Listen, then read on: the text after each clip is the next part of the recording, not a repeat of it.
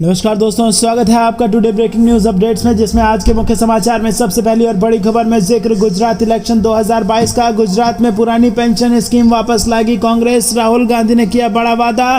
दूसरी breaking news में आपको बताएंगे कि शत्रुघ्न सिन्हा ने की राहुल गांधी की प्रशंसा, कहा भारत जोड़ो यात्रा से इन्होंने अपनी नेतृत्व क्षमता को किया साबित। तीसरी ब्रेकिंग न्यूज में आपको बताएंगे कि बढ़ गई भाजपा की मुसीबत, सीएम जयराम के गढ़ मंडी में बागियों की चुनौती और बगावत से यहां पर भाजपा के हिमाचल प्रदेश के इलेक्शन में बढ़ गई है मुसीबत। चौथी बड़ी खबर में जिक्र होगा कि गुजरात में चुनावी जीत के लिए समान नागरिक संहिता का सहारा ले रही भाजपा, असदुद्दीन ओवैसी का गुजरात इलेक्शन में बड़ा बयान।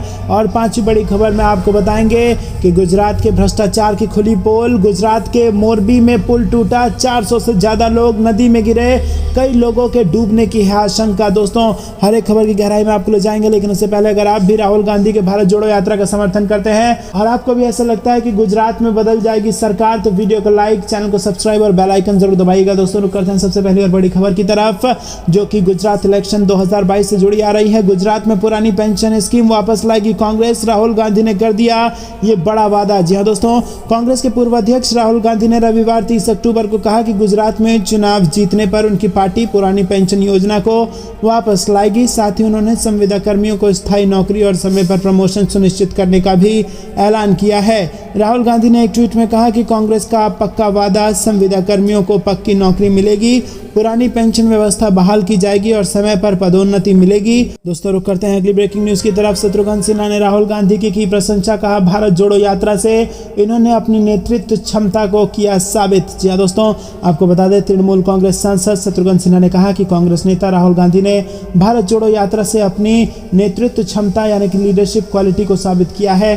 सिन्हा ने दिए एक साक्षात्कार में कहा कि तमिलनाडु के कन्याकुमारी से शुरू हुआ राहुल गांधी का 3570 किलोमीटर लंबा मार्च कांग्रेस को 2024 के लोकसभा चुनाव में उसकी सीटों की संख्या को दोगुनी करने में मदद करेगा। 2019 के लोकसभा चुनाव में कांग्रेस ने 52 सीटों पर जीत दर्ज की थी। उन्होंने कहा कि भारत जोड़ो यात्रा को बहुत अच्छा समर्थन मिल रहा है।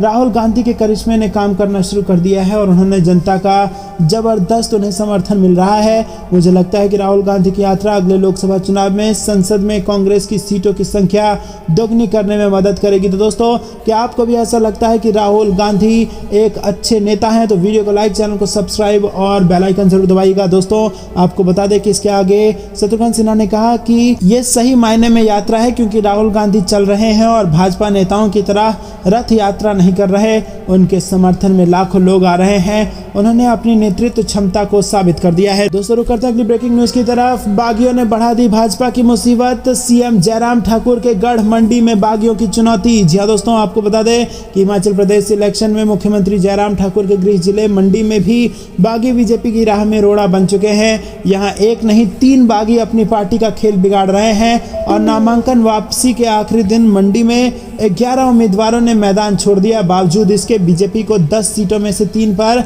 बागी उम्मीदवारों का सामना करना पड़ रहा है। फिलहाल मंडी में 67 उम्मीदवार मैदान में हैं और राज्य में बागी उम्मीदवारों की संख्या 1.5 दर्जन से ज्यादा है। और इस पर्वतीय क्षेत्र में 12 नवंबर को होने वाले विधानसभा चुनाव में 68 सीटों के लिए 413 दावेदार मैदान में हैं। नामांकन वापस लेने के आखिरी दिन राज्य में 92 उम्मीदवारों ने नाम वापस लिए। रुक करते हैं अगली ब्रेकिंग न्यूज की तरफ। गुजरात में चुनावी जीत के लिए समान नागरिक संहिता का सहारा ले रही है भाजपा, ओवैसी ने लगाया ये आरोप। जी दोस्तों, गुजरात में किसी भी दिन आगामी विधानसभा चुनाव की तारीखों का ऐलान हो सकता है और चुनाव से पहले सभी राजनीतिक पार्टियां जोरों शोरों से तैयारियों में जुटी हुई हैं और इसी के साथ गुजरात में राजनीतिक सरगर्मियां भी तेज हो गई हैं। और इस बीच गुजरात के मुख्यमंत्री भूपेंद्र पटेल ने राज्य में समान नागरिक संहिता के कार्यान्वयन के इस विभिन्न पहलुओं का अध्ययन करने के लिए एक समिति गठित की है और राज्य सरकार के इस फैसले से कांग्रेस समेत तमाम पार्टियां बीजेपी पर हमलावर हैं। ऑल इंडिया मजलिस इत्तेहादुल मुस्लिमीन के अध्यक्ष असदुद्दीन ओवैसी ने कहा है कि बीजेपी गुजरात विधानसभा चुनाव में वोट हासिल करने और अपने हिंदुत्व के एजेंडे को आगे बढ़ाने के लिए समान नागरिक संहिता का मुद्दा उठा रही है। रुक करते हैं अगली ब्रेकिंग न्यूज की तरफ। गुजरात के मोरबी में पुल टूटा, 400 से ज्यादा लोग नदी में गिरे और कई लोगों के डूबने की है यहाँ पर आशंका। जी हाँ दोस्तों, आपको बता दें कि गुजरात के मोरबी में रविवार को झूलता पुल टूटने से बड़ा हादसा हो गया। माछू नदी पर नवनिर्मित केबल पुल 3 दिन पहले खोला गया था और ये भ्रष्टाचार की भेंट चढ़ चुका है। हादसे के वक्त पुल पर करीब 500 लोग मौजूद थे और ये सभी छठ का त्योहार मना रहे थे और इस हादसे में करीब 400 लोगों के नहर में डूबने की आशंका है। घायलों को अस्पताल पहुंचाने के लिए कई एम्बुलेंस मौके पर पहुंच गई है और बचाव कार्य जारी है। गुजरात के मंत्री ने बताया कि हम लोग बचाव कार्य में लगे हुए हैं और इस हादसे पर गुजरात के सीएम भूपेंद्र पटेल ने ट्वीट करके दुख जताया। उन्होंने कहा कि मोरबी में केबल पुल गिरने के हादसे से मुझे गहरा दुख हुआ है। प्रशासन की ओर से राहत और बचाव कार्य जारी है। प्रशासन को घायलों के इलाज की व्यवस्था करने का निर्देश दिया गया है। तो दोस्तों, ये बड़ा हादसा हुआ है। 400 से ज्यादा लोग नहर में डूब गए हैं। रुक करते हैं अगली ब्रेकिंग न्यूज की तरफ। छठ पर बिहार आ तो गए, अब वापस कैसे जाएंगे? ट्रेनें फुल, फ्लाइट्स का किराया आसमान पर। जी हाँ दोस्तों, छठ महापर्व पर देश भर के विभिन्न राज्यों से लाखों की संख्या में कामकाजी लोग बिहार आए हैं। छठ पूजा मनाने बिहार आने के लिए लोगों को खासी परेशानी का सामना करना पड़ा और सोमवार को छठ पर्व खत्म होने के बाद मंगलवार को वापसी शुरू हो जाएगी और ऐसे में 1 नवंबर से बिहार से दिल्ली, मुंबई, हैदराबाद, कोलकाता, अहमदाबाद समेत अन्य शहरी को ओर जाने वाले ट्रेन फुल हो चुकी हैं और यहाँ तक कि नई चलाई गई छठ पूजा स्पेशल ट्रेनों में भी जगह नहीं है। फ्लाइट्स का किराया भी महंगा होकर 5 गुने तक पहुँच गया है और दूसरे राज्यों में काम करने वाले लोग छठ पर अपने घर तो आ गए, लेकिन वापसी का टिकट नहीं होने से उनके माथे पर चिंता की लकीरें आ गई हैं। रुक करते हैं अगली ब्रेकिंग न्यूज की तरफ। समाजवादी पार्टी ने लगाया आरोप, कहा बीजेपी सरकार ने होली दिवाली पर मुफ्त गैस सिलेंडर देने का वादा नहीं किया पूरा। जी हाँ दोस्तों, उत्तर प्रदेश की योगी सरकार पर समाजवादी पार्टी नेताओं ने झूठे वादे करने का आरोप लगाया और कहा कि विधानसभा चुनाव के दौरान उज्ज्वला योजना के लाभार्थियों को मुफ्त में एक गैस सिलेंडर देने का वादा पूरा नहीं किया गया है। लेकिन दोस्तों, भाजपा ने सपा पर झूठ बोलने का आरोप लगाया है। सपा ने अपने आधिकारिक ट्विटर हैंडल से रविवार को ट्वीट किया कि झूठे वादे करने में योगी सरकार नंबर 1। चुनाव के समय उज्ज्वला योजना लाभार्थियों को होली और दिवाली पर एक सिलेंडर मुफ्त देने का वादा करने वाली भाजपा सरकार ने मुफ्त में सिलेंडर नहीं दिया। साथ ही सपा ने आरोप लगाया कि भाजपा से बड़ा झूठा और धोखेबाज कोई नहीं है। रुक करते हैं अगली ब्रेकिंग न्यूज की तरफ। मायावती ने दिया बयान, गुजरात में बीजेपी की हालत है खराब। जी हाँ दोस्तों, देश के 2 राज्यों गुजरात और हिमाचल प्रदेश में इलेक्शन होने वाले हैं और इससे पहले एक बार फिर चुनावी बॉन्ड और फंडिंग को लेकर बयानबाजी शुरू हो गई है। वहीं बसपा प्रमुख मायावती ने इस पर आंकड़ा देते हुए बीजेपी पर बड़े आरोप लगाए हैं। मायावती ने यह आरोप ट्विटर पर एक ट्वीट के जरिए लगाया है। दोस्तों, रुक करते हैं अगली ब्रेकिंग न्यूज की तरफ। राहुल गांधी ने किए 3 बड़े वादे, बोले गुजरात में कांग्रेस सरकार बनते ही कर्मचारियों को दिया जाएगा उनका हक। जी हाँ दोस्तों, गुजरात में विधानसभा चुनाव होना है। सभी पार्टियां जोर शोर से चुनाव प्रचार में जुटी हुई हैं और इसी बीच कांग्रेस के पूर्व अध्यक्ष राहुल गांधी ने अहम मुद्दों को उठाया है। साथ ही उन्होंने जनता से 3 अहम वादे किए हैं। उन्होंने कहा कि अगर उनकी सरकार गुजरात में आई तो कर्मचारियों को उनका हक दिया जाएगा। राहुल गांधी ने कहा कि कांग्रेस का पक्का वादा, संविदा कर्मियों को पक्की नौकरी, पुरानी पेंशन व्यवस्था बहाल और समय पर प्रमोशन। जी हाँ दोस्तों, ये 3 वादा राजस्थान में लागू किया गया। अब गुजरात में कांग्रेस सरकार बनते ही कर्मचारियों को उनका हक मिलेगा। रुक करते हैं अगली ब्रेकिंग न्यूज की तरफ। उनका इरादा गलत, गुजरात चुनाव से पहले बरगला रही है भाजपा। यूनिफॉर्म सिविल कोड पर बोले अरविंद केजरीवाल। जी हाँ दोस्तों, गुजरात में भाजपा सरकार द्वारा राज्य में समान नागरिक संहिता लाने के लिए एक पैनल के गठन की घोषणा के एक दिन बाद दिल्ली के सीएम अरविंद केजरीवाल ने सत्तारूढ़ दल भाजपा पर निशाना साधा। विधानसभा चुनाव से पहले प्रधानमंत्री नरेंद्र मोदी के गृह राज्य में बड़े पैमाने पर प्रचार कर रहे दिल्ली के मुख्यमंत्री ने कहा कि उनका इरादा गलत है। हालांकि राज्य विधानसभा चुनाव की तारीखों की घोषणा अभी नहीं हुई है। रुक करते हैं अगली ब्रेकिंग न्यूज की तरफ। दीपेंद्र हुड्डा ने कहा खट्टर सरकार की हार की उल्टी गिनती आदमपुर उपचुनाव से शुरू होगी। जी हाँ दोस्तों, पूर्व मुख्यमंत्री भूपेंद्र सिंह हुड्डा ने रविवार को दावा किया कि हरियाणा में भाजपा सरकार हर मोर्चे पर फेल रही है और आदमपुर विधानसभा उपचुनाव में कांग्रेस की जीत के साथ उसकी हार की उल्टी गिनती शुरू हो जाएगी। हुड्डा ने कहा कि केवल आदमपुर ही नहीं, पूरे हरियाणा में लोग कांग्रेस को उम्मीद की नजर से देख रहे हैं। कांग्रेस के वरिष्ठ नेता ने आरोप लगाया कि मनोहर लाल खट्टर के नेतृत्व वाली राज्य सरकार सभी मोर्चों पर फेल रही है और आज बेरोजगारी तथा महंगाई अपने चरम पर है।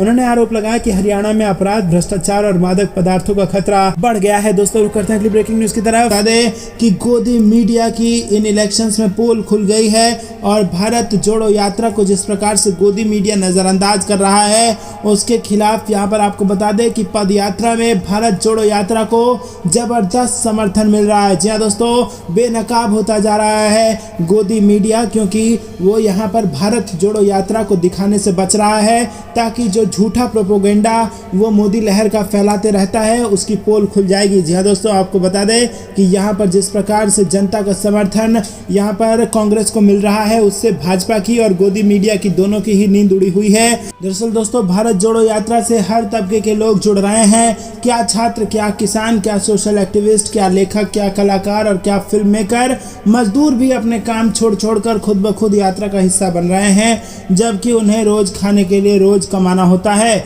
दोस्तों, यात्रा में संभवतः सबसे ज्यादा अन्य पिछड़े वर्ग के लोग हैं और जाहिर है कि इस यात्रा का कांग्रेस कार्यकर्ताओं के उत्साह पर बड़ी ही सकारात्मक असर पड़ रहा है और इनमें जैसे नई जान आ गई है। एक आम कार्यकर्ता को शीर्ष राष्ट्रीय नेता से मिलने का मौका मिल रहा है और इसी के साथ आपको बता दें कि यात्रा का एक राजनीतिक पक्ष भी है और यह मुख्यतः पार्टी का मनोबल बढ़ाने वाली घटना है। तो दोस्तों, राहुल गांधी ने इस यात्रा के जरिए उच्च स्तरीय नैतिकता वाली राजनीति की स्थापना कर दी है और जिस प्रकार से लोग कदम से कदम मिलाकर राहुल गांधी के साथ चल रहे हैं, इससे न केवल भाजपा की बल्कि भाजपा समर्थित गोदी मीडिया की भी नींद उड़ी हुई है और वो कोशिश कर रही है कि जनता को ये ना दिखाया जाए कि किस प्रकार से जबरदस्त जन समर्थन राहुल गांधी को मिल रहा है। रुक करते हैं अगली बड़ी खबर की तरफ।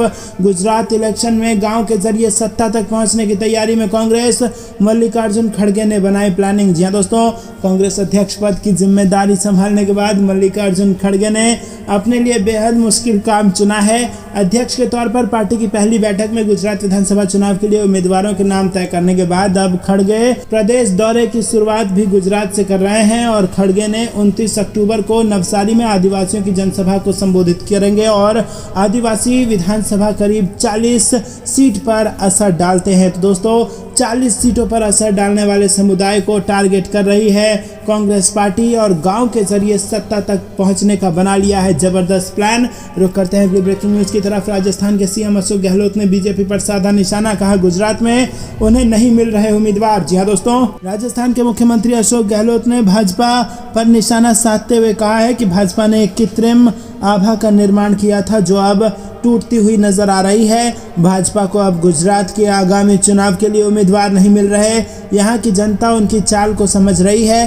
कांग्रेस ने लोकतंत्र को जीवित रखा है जबकि भाजपा फांसीवाद में विश्वास रखती है और चुनाव में जीत हासिल करने के लिए लोकतंत्र का मुखौटा लगा लेती है। सीएम गहलोत ने कहा कि राजस्थान की जनता पर कांग्रेस के शासन का अच्छा प्रभाव नजर आ रहा है। कांग्रेस चाहती है कि गुजरात में भी उसे मौका मिले। रुक करते हैं अगली ब्रेकिंग न्यूज की तरफ। इलेक्शन से ठीक पहले यूनिफॉर्म सिविल कोड बीजेपी का एजेंडा, गुजरात सरकार पर कांग्रेस का हमला। जी हां दोस्तों, कर्नाटक और गुजरात में जल्द ही विधानसभा चुनाव होने वाले हैं जिसको लेकर कांग्रेस भारतीय जनता पार्टी पर हमलावर है और वो लगातार बीजेपी पर निशाना साध रही है और बांटने, नफरत फैलाने का आरोप लगा रही है। कांग्रेस महासचिव रणदीप सुरजेवाला ने कर्नाटक की बसवराज बोम्मई सरकार पर बड़ा आरोप लगाया। उन्होंने कहा कि कर्नाटक में घूस घोटाला सामने आया है और इसी के साथ बसवराज बोम्मई को इसके दोषी होने का आरोप लगाया है। कांग्रेस नेता ने आरोप लगाया कि पत्रकार को 1 लाख रुपए रिश्वत दी गई। साथ ही उन्होंने इस बात का जिक्र किया कि पत्रकारों ने लिखकर कहा कि क्या आप खरीदना चाहते हैं। दोस्तों, कांग्रेस नेता सुरजेवाला ने आगे कहा कि कर्नाटक की बीजेपी सरकार सबसे भ्रष्ट सरकार है। कर्नाटक के कॉन्ट्रैक्टर एसोसिएशन ने पीएम को चिट्ठी लिखकर शिकायत किया कि 13,000 स्कूल ने कहा ग्रांट के पैसे में कमीशन देना पड़ता है। रुक करते हैं अगली बड़ी खबर की तरफ। कांग्रेस की परिवर्तन प्रतिज्ञा रैली में प्रियंका गांधी 31 को 1 बजे पहुंचेंगी पड्डल मैदान। जी हां दोस्तों, पड्डल मैदान को 31 को होने वाली कांग्रेस की परिवर्तन प्रतिज्ञा में भाग लेने के लिए प्रियंका गांधी 1 बजे मंडी पहुंचेंगी और वो वहां पर 3 बजे तक लोगों के बीच रहेंगी। कांग्रेस ने इस रैली के लिए पूरी तैयारी कर दी है और मंच का निर्माण पड्डल मैदान में किया जा रहा है। रैली में 25 से 30 हज़ार का आंकड़ा रखा गया है।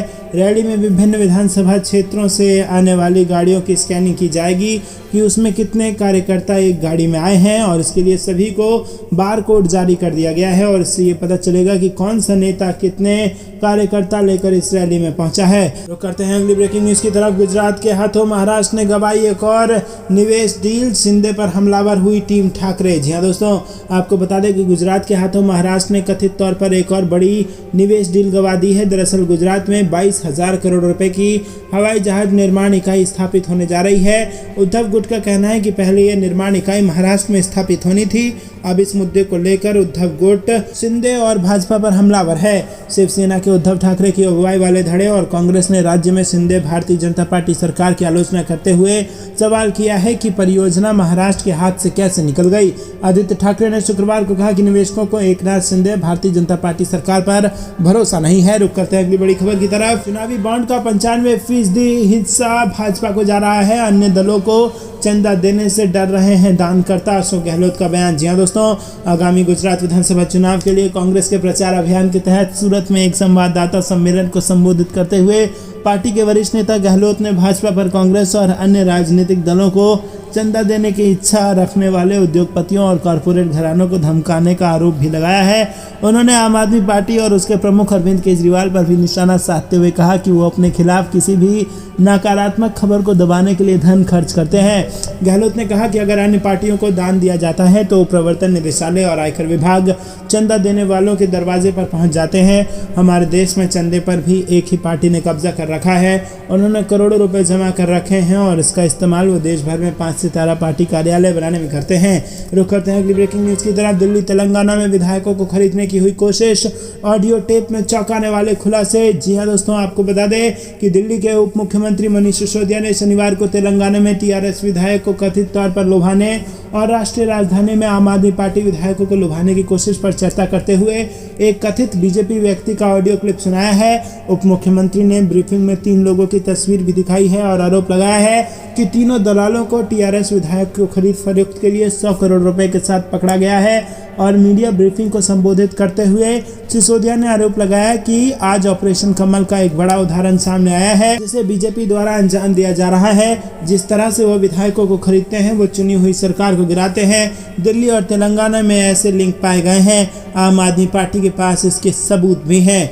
दोस्तों, रुक करते हैं अगली ब्रेकिंग न्यूज की तरफ, जिसमें आपको बता दें कि राहुल गांधी की भारत जोड़ो यात्रा के सपोर्ट में उतरी स्वरा भास्कर, देश की स्थिति पर कह डाली ये बात। जी हाँ दोस्तों, स्वरा भास्कर बॉलीवुड की उन अभिनेत्रियों में से एक हैं जो हर मुद्दे पर खुलकर बोलती हैं। स्वरा ने सिर्फ बॉलीवुड के मुद्दे पर ही नहीं बल्कि राजनीतिक विषय पर भी अपनी राय खुलकर रखी है। और इन दिनों कांग्रेस नेता राहुल गांधी भारत जोड़ो यात्रा पर हैं।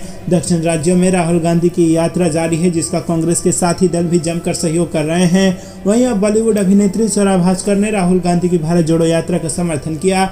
स्वरा ने एक ट्वीट कर राहुल गांधी की जमकर तारीफ की है। रुक करते हैं अगली ब्रेकिंग न्यूज की तरफ। अरविंद केजरीवाल का बड़ा दाव, गुजरात की जनता से पूछा किसे बनाया जाए सीएम फेस। जी दोस्तों, गुजरात चुनाव के मद्देनजर आम आदमी पार्टी के राष्ट्रीय संयोजक अरविंद केजरीवाल ने बड़ा दाव खेला है। केजरीवाल ने गुजरात की जनता से राज्य के मुख्यमंत्री उम्मीदवार को लेकर राय मांग ली है। रुक करते हैं अगली ब्रेकिंग न्यूज की तरफ। यूपी विधानसभा चुनाव में नियमों का पालन नहीं हुआ, चुनाव आयोग पर अखिलेश यादव ने लगाया आरोप। जी दोस्तों, यहाँ पर आपको बता दें समाजवादी पार्टी के अध्यक्ष अखिलेश यादव ने आरोप लगाया है कि चुनाव आयोग ने इस साल की शुरुआत में उत्तर प्रदेश विधानसभा चुनाव में मतदाता सूची तैयार करते समय नियमों का पालन नहीं किया। उन्होंने आरोप लगाया कि ये विपक्ष की आवाज दबाने के लिए भाजपा सरकार की एक साजिश है। शुक्रवार को नगर निकाय चुनाव की तैयारियों पर चर्चा के लिए आयोजित एक बैठक के दौरान अखिलेश यादव ने कहा कि अगर चुनाव आयोग ने 2022 विधानसभा चुनाव में मतदाता सूची के नियमों का पालन किया होता तो हजारों मतदाता मतदान से वंचित नहीं होते। स्वतंत्र, निष्पक्ष और पारदर्शी तरीके से चुनाव कराना चुनाव आयोग की संवैधानिक जिम्मेदारी है। सपा अध्यक्ष ने पूछा कि चुनाव आयोग ने 2022 के विधानसभा चुनाव से संबंधित सभी शिकायतों और ज्ञापन का संज्ञान क्यों नहीं लिया। रुक करते हैं अगली ब्रेकिंग न्यूज की तरफ। बिहार उपचुनाव, गोपालगंज में मामा भांजे में महाभारत, तेजस्वी ने साधु यादव पर लगाया ये आरोप। जी हाँ दोस्तों, तेजस्वी यादव ने अपने मामा और मामी पर बहुत गंभीर आरोप लगाया है। नाम लिए बिना तेजस्वी यादव ने कहा कि मामा साधु यादव और मामी इंदिरा देवी भाजपा की टीम बी के रूप में आरजेडी को हराने के लिए चुनावी मैदान में है।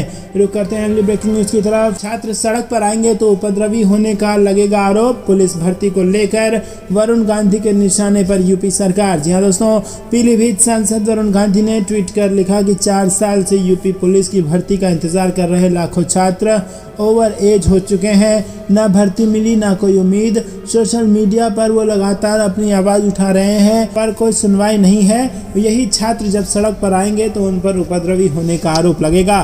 दोस्तों रुक करते हैं अगली ब्रेकिंग न्यूज़ की तरफ। इलेक्शन में बीजेपी के कुशासन का होगा अंत, अशोक गहलोत का मोदी और अमित शाह पर तीखा प्रहार। जी हाँ दोस्तों, राजस्थान के मुख्यमंत्री अशोक गहलोत 4 दिवसीय गुजरात दौरे पर हैं और सीएम गहलोत ने जनसभा को संबोधित करते हुए कहा कि गुजरात का माहौल देखकर स्पष्ट है कि जनता ने इस इलेक्शन में यहां परिवर्तन का मन बना लिया है और बीजेपी के कुशासन का अंत होना तय है। दोस्तों, भारत जोड़ो यात्रा से बीजेपी और आम आदमी पार्टी बौखला गई है और इसलिए इन पार्टियों के लोग कांग्रेस की यात्रा को लेकर दुष्प्रचार कर रहे हैं, ऐसा बयान अशोक गहलोत ने दिया है। रुक करते हैं अगली ब्रेकिंग न्यूज की तरफ। गुजरात में बगावत के डर ने बढ़ाई बीजेपी की टेंशन, एंटी इनकम्बेंसी बना हुआ है गुजरात इलेक्शन में सबसे बड़ा चैलेंज। जी हाँ दोस्तों, गुजरात विधानसभा की तारीखों का कभी भी ऐलान हो सकता है और राज्य में इस बार बीजेपी और कांग्रेस के साथ ही आम आदमी पार्टी के मैदान में उतरने से मुकाबला त्रिकोणीय है और इसी बीच भारतीय जनता पार्टी पहले ही सतर्क हो गई है ताकि टिकट बंटवारे के बाद बागी जीत की रणनीति पर पानी ना फेर सके।